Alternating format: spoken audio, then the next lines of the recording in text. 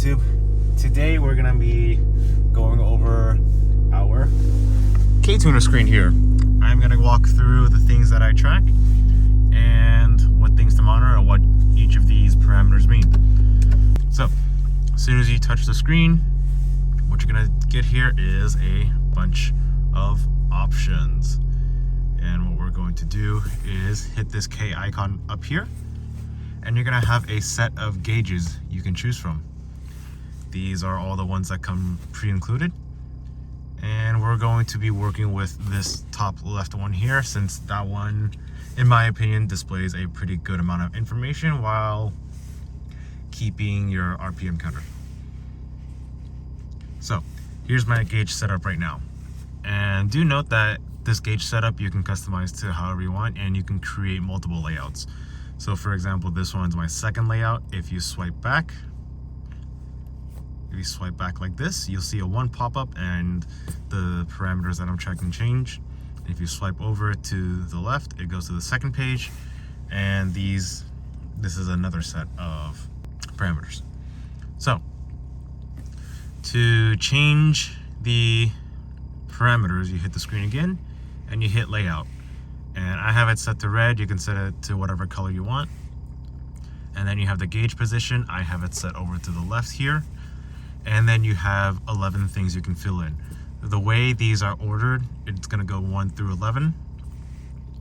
This will be 1, and it'll go down to 4 down here. 5 through 8 will be here.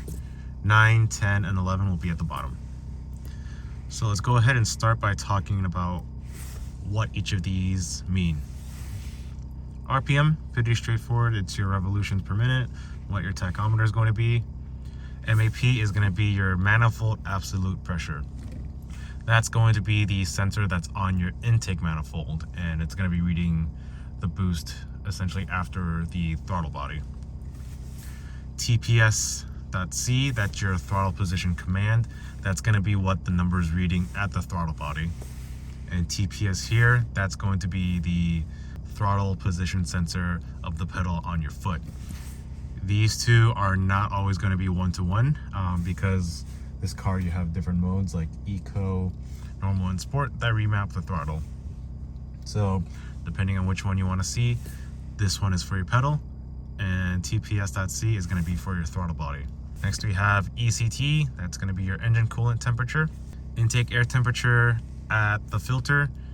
Advanced ignition, how many degrees your ignition is advancing. This is not advanced ignition, this is actual ignition, which is a calculated value that adjusts ignition timing. Your wideband is your AFR. VSS is your vehicle speed. Gear, pretty straightforward, what gear you're in. Cam in.C and cam in.A, not 100% sure what it is, but it's going to be your intake cams. These are command and actual intake cam values. Knock control, this is another important one that we're going to keep track of. Knock control is essentially a percentage value of how your computer is controlling the ignition to keep your engine from knocking. If you're running on 93, ideally you want to see 0.49 to 0.59, and then as you go lower in gas octane, that number will climb up. The lowest you should ever see is 0.49, and I personally think if you ever see anything past 0.7, stay out of boost, don't get into boost, you have some bad quality gas possibly. Knock count, that's pretty straightforward. This one I don't track as much because you can get a bunch of knock count readings from different things like your AC turning on. That one won't be as reliable as knock control. And then you have knock cycle and knock retard. Knock cycle, not sure what that is. Knock retard is how much your ignition is retarding based upon your knock, I believe. And then you have your cam exhaust parameters. And then if we go over to the next page, you have your turbocharger pressure. This is going to be what your charge pipe is seeing, I believe. And then you have your turbocharger target. That's going to be reading what your boost pressure is targeting. Electronic wastegate duty cycle and your position on it, as well as the target. And then your direct injection fuel pump pressure as well as the target value of it. Ideally, you're going to want to see your target and then your pressure follow that target right after. And then you have your ethanol content if you're running flex fuel. Your intake air temperature 2, that is going to be post turbocharger. That's the one I personally keep an eye on, just so I know how the intercooler is doing. ECT2 temperature, that's going to be the temperature at the bottom of the radiator. If you're running flex fuel, this will be turned off. And you have transmission temperature on the 10 speeds. Unfortunately, we don't have a reading for that, so that's useless for the 10 speeds, but for the CVTs, you'll be able to make use of it. And then short-term fuel trim and long-term fuel trim. With the 2-liter turbo, you only can use bank 1 since it's an inline cylinder. Short-term fuel trim, I personally don't keep an eye on too much. I keep an eye out on the long-term ones just to make sure it's between 0 and 5%. If it's between those values, that's usually meaning it's running pretty good. And that could be 0 to 5% positive or negative 5%. And so getting into the key items I personally keep an eye on, I have the map sensor. That's going to be the boost level that I'm getting post throttle body. And then I have the turbocharger pressure at the pipes itself. And then I have both of the direct injection fuel pump numbers. I like to keep an eye on it because I had an issue with fuel drop at some point, and I didn't realize I had fuel drop issues, and I decided to start monitoring that. This is more for me to keep a sanity check to make sure none of my lines are like kinked, bent, or have a cut in it, and I'm getting the full fuel to the injectors. Knock control, as I mentioned earlier, that's going to be the key item to keep in mind when looking at if your engine is healthy or you have bad gas or anything.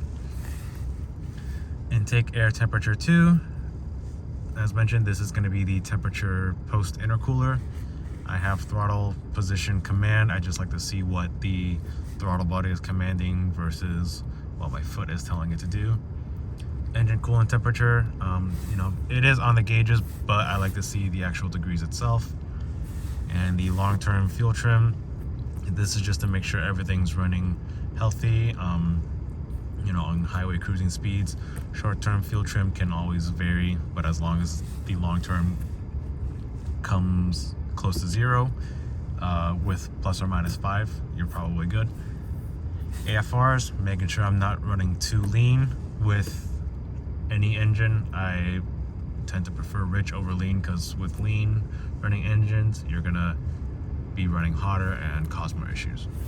And because I'm running flex fuel, I have my ethanol reading down here. Now, another thing I have are the LEDs up here. I am going to drop a video down below to the Lemon Factor, and he'll go over how to set up those LEDs. But I have it set to the RPM where these first 3 turn green, then yellow, then red, and then it'll flash red as I hit 6,000 RPM. And that's when it's essentially telling me to shift. Yeah, that'll be the video for today. This is going to be the first upload of the new year. Had a pretty busy holiday weekend the past 2 weeks, so haven't been able to get much content.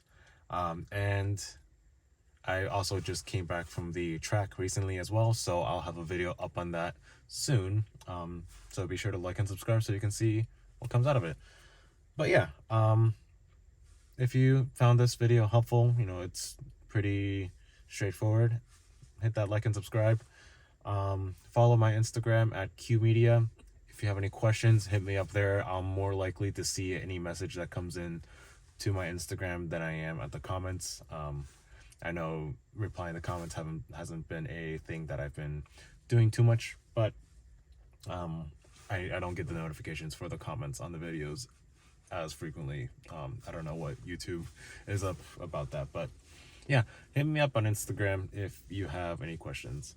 Aside from that, next video should be from when I hit the track. So I'll see you guys in the next one. Peace out.